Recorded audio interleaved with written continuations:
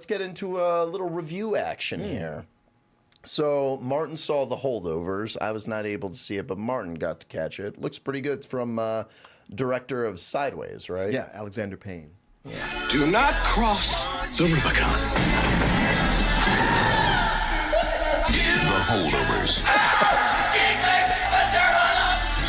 Man, I love that freeze frame. That's a great so freeze frame. Fucking goofy looking. But tell me, Martin, what did you think of The Holdovers? Well, were you able to pick up on the plot?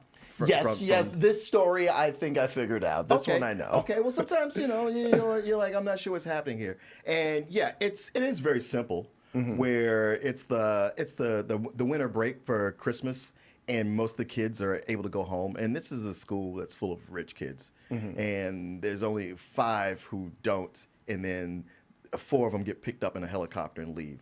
And for even more context, this is kind of like a period piece, right? It's very much a period piece. It's during the Vietnam era. Oh, my and you can God. tell from the music. But not just from that, but Alexander Payne, at least his production crew, they go out of their way to make it in that time period to where even when the film's coming on, the opening titles look like a film from the 70s. Oh, that's really cool. I mean, everything about this feels like a lost film from the early 70s. Yeah, the thing that stood out to me when I was looking at the trailer earlier, I was like, all right, I see that phone there, and then I saw the buses. I was like, what's going on here?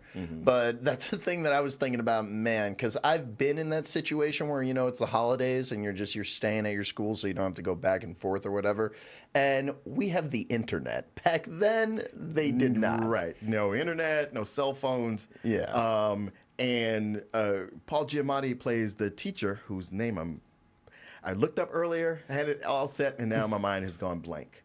But he's, as you can see when he's teaching the class, not only is he kind of a hard ass and a stickler, but the rest of the faculty don't like him either. So he kind of gets stuck on babysitting duty just because he failed a prominent student who had connections. His father was one who donated a lot and built the library and all, and they were like, come on, can you somehow let this kid slide? He's like, no. Not on my watch. Yeah, not on my watch. So yeah, he is stuck there, and it's the 3 of them because Divine Joyce Randolph, she's sort of the lunch lady, who's and I'm not spoiling this because you could see her looking at the photo. Her son has died in the war. Okay. And so it's the 3 of them sticking around, but it's mostly Paul Giamatti and the other kid. I think it's Dominic Sessa.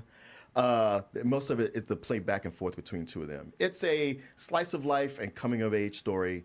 With a little bit of a bottle film in there, would you say? Well, no, they leave at some point. Okay. Yeah, they do leave the campus. Because I was like, oh man, it's snowing. They're staying there. Yes, yeah. It's not so much they're snowed in, they can't leave. It's just that they're not supposed to go, but at some point they do hit the road. So much of this movie is the dynamic, the chemistry between everybody in it. Paul Giamatti is he's at his best here. He plays a character that's similar to what we've seen in him doing other characters, but with a little bit more nuance to it. And it's a movie where it's mildly funny and a lot more touching on the back half. Okay. Thoroughly enjoyed it. If I talk about the cons, it's 2 hours and 14 minutes, and it's pushing a little. It sounds a little long. It is, and I'd like to say you don't feel it, but you do. And a lot of it is because the first hour is the part that's actually feels like it's taking too long to get going. Okay. Within that first hour, not a whole lot is happening. You're getting to know people, but considering that a lot of the cast takes off, there's that feeling of like, man, we really didn't need to spend that much time with them. And I'm not always one to like dog a movie for its running time, but there is a feeling of you're going to wear the audience down before they get to the good stuff. So even when they're in the good stuff, they're like, I'm enjoying this, but I kind of want to wrap up too, because I've been here for a while. And that's really my only complaint about it. There's something about the movie where it's very enjoyable when you're watching it, but it is one that feels like a lost movie that someone had told you about when you were young, or maybe you saw a little bit of, and you say, oh, I'm going to sit down and watch it. He's like, hey, that was good. Now, it's not going in my top 10, but I did like it when I saw it. Yeah, so it seems enjoyable. Yes, it's enjoyable. It's a movie that I would give a matinee, but it is so, I don't know, geared to where if you watched it at home on streaming, you would get the same amount of enjoyment from it.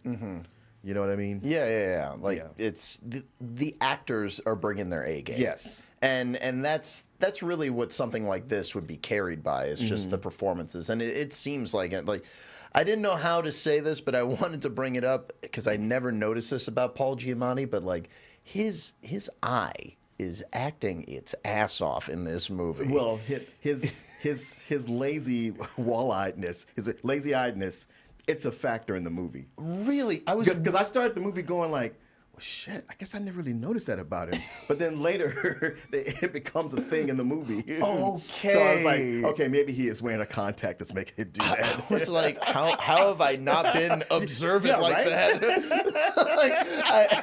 like this man has always looked like this, always looking at my feet and looking me in the eye like that. I never noticed that. Yeah. But that's cool. And the one thing I always like to point out, just the production values in the movie just top look notch. wonderful. Yeah. Like I love when just looking at the movie, you buy it.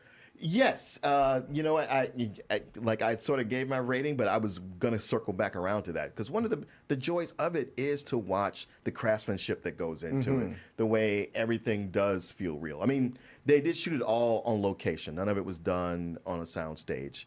But there's just so much about it where we see so many movies that don't. Yeah, sets have become rare these days. And to see one where it's the difference between CGI and practical effects. It's like when it's real, just something in the back of your skull that knows it. Oh, and you yeah. feel comfortable with it. Like 100%. This feels solid. This could actually happen. Yeah, and again, if the actors are all doing their job, it makes it engrossing. So I'm probably gonna check this out. I like the tone that the trailer's giving.